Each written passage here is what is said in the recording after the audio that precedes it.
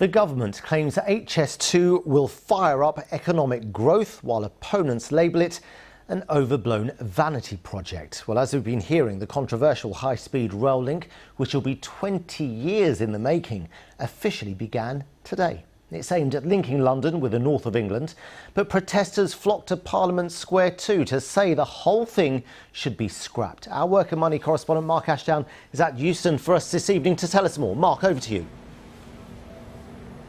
Yeah, so this is where it will leave from, this rail line which connects London with the north. It'll go from here to Birmingham and then spur off in two directions, one up to Leeds and one up to Manchester and Wigan. And yeah, as I'm about to say, there are some big figures involved here. The companies behind it claim it will create about 22,000 jobs over the next few years. But these things cost money, as he was pointing out there. Back in 2009, when it was first mooted, it was going to cost £37.5 billion. Forward onto the budget 2015, when it was signed off, that had gone up to £56 billion.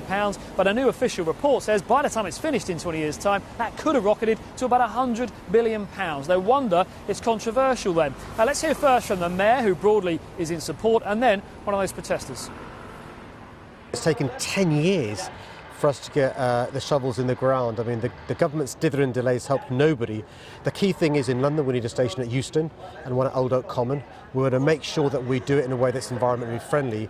But I think we should invest in infrastructure both in London and across the country. All around the country there's a problem with a lack of quality trains, but this is just one line and it's actually quite a well-served line at the moment. HS2 will say that this is about increasing capacity, but do we even need that increasing capacity right now with the prevalence of Zoom and just the lack of people actually taking trains right now? Who knows when that will return? So plenty of opposition we hear there, Mark. Just sum up some of the main concerns. Yeah, well, this is HS2 Rebellion, an offshoot really of Extinction Rebellion. They've been out today up to their usual tricks. They descended on Parliament Square, the Department for Transport here as well.